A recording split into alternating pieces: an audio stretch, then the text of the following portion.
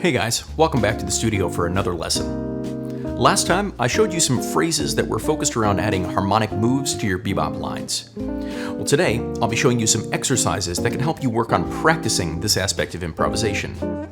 First, we'll go through resolving to chords from the major 6 diminished scale when playing our typical diatonic 7th chord arpeggios. Then, I'll show you how to do this when using melodic devices that are super common in bebop, like approach notes and enclosures. Finally, I'll show you how I practice resolving into chords when playing the half-step rules for descending major and dominant scales. You guys ready? Let's get started.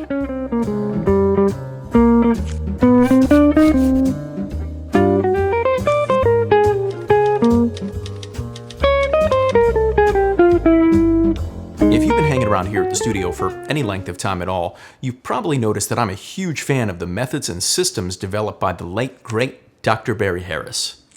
In this exercise, we're going to be playing up the diatonic chords of C major and then resolving to some chord from the C major 6 diminished scale. When playing through this exercise, you'll notice that it conforms pretty neatly to the on-chord, off-chord concept that's inherent to Barry's different scales of chords. Now keep in mind, these aren't the only ways to resolve these arpeggios into chord voicings, and we'll get to many more of those options in the future.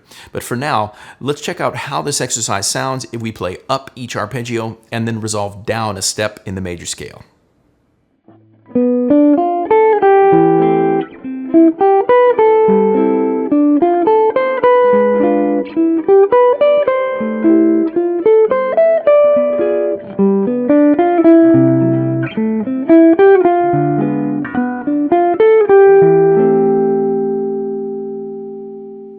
I bet you notice that when I play the resolution, I don't immediately snap to the chord voicing.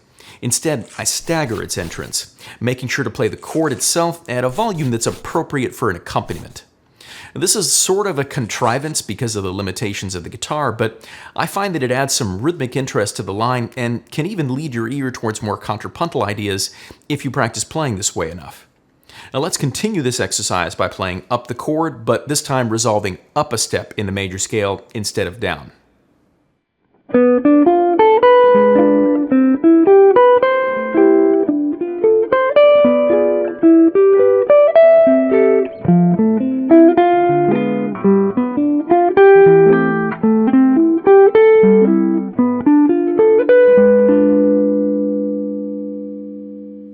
Because of the way we're choosing to resolve, the chords that we play into change that time. It's really important to play around with these different options so that you can be ready and able to play whatever harmony you might need at the resolution of any particular line or phrase. Let's do one more version of this exercise by, again, playing up the chord, but this time we'll resolve up a third in the scale.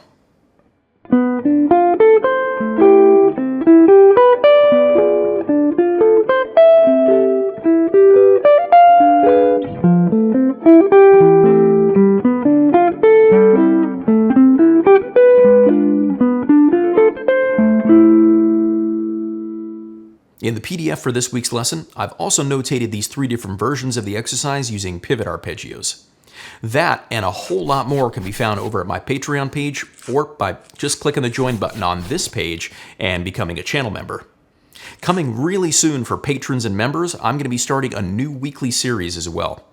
This one is going to be really fun. Each month, we'll take a new standard tune and learn different aspects of playing through it each week. We'll cover chord melody, counterpoint, comping, and chord voicings, and of course, tons of stuff about playing single note lines over the changes. I'll also be running polls for both members and patrons to decide on what tunes we'll be covering.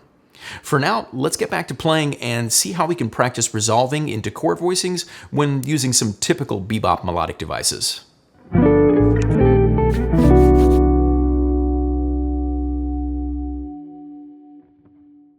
For this next exercise, I'll take you through using approach notes into each triad from the major scale, and using the last note of each of those to resolve into a chord from the major 6 diminished scale. This is going to work by approaching each triad from a half step below, and then playing up the chord. Take a listen to what that sounds like when we play it through the whole scale.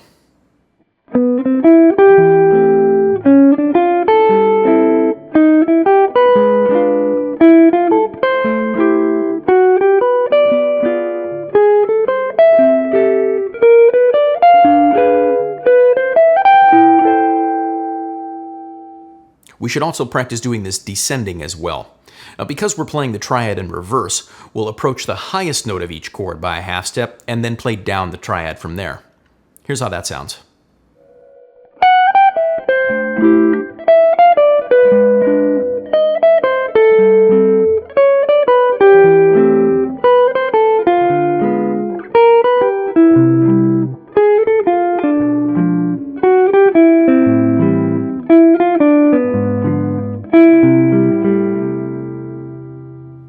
Next up, we'll apply the same concept to using enclosures when running through the major scale.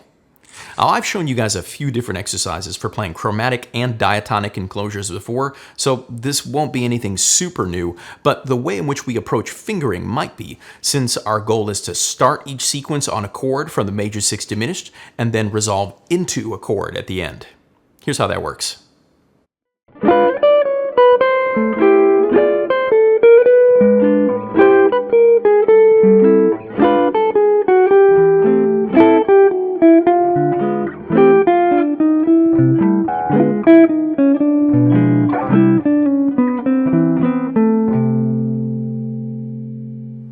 This is really just scratching the surface of how you could apply this type of thing in practice.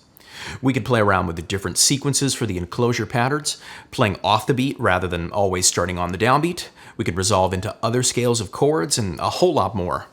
The key thing here is that we're trying to train ourselves to see where it's possible to land into a chord voicing so that we can start being more active harmonically when we're improvising.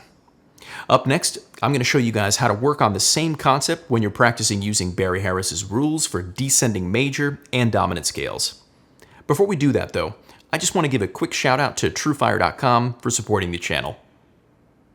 TrueFire is an online lesson library that's host to literally thousands of courses on a wide range of musical topics from some really amazing artists and educators. With synced notation and tablature, as well as slowdown and looping features, it's super easy to follow along no matter what course you decide to pick up. While you wait for my courses to drop, you can use my link in the description or use offer code STUDIO for 35% off at checkout, and you'll also be supporting the channel at the same time. It's never been a better time to learn, practice, and play with TrueFire. Now, let's finish up today's lesson with 2 more exercises using Barry Harris's rules for descending major and dominant scales.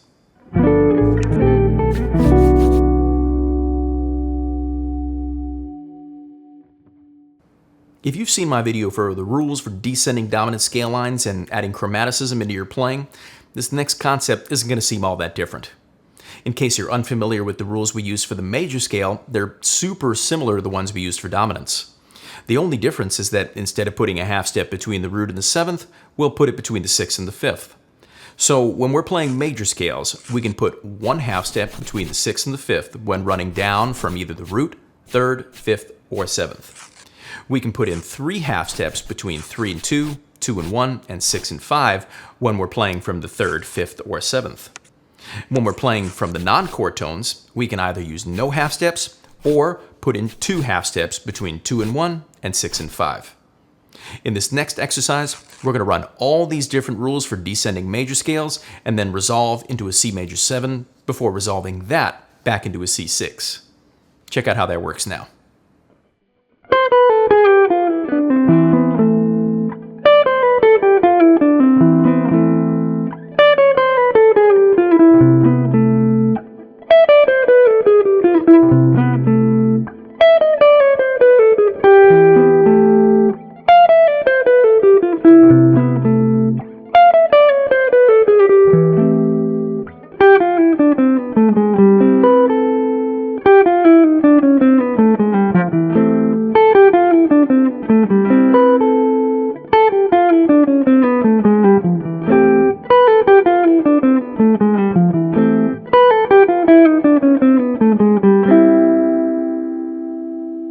Because we're always going to be landing on a chord tone of the tonic chord when we run these rules, we should also practice doing the same thing from the dominant scale. When we do practice those rules, we're resolving to some chord tone of the dominant, so we can use that as an opportunity to play the off chord from the 6th diminished scale, which in this key is going to be either A flat, B, D, or F diminished. Here's how that exercise works.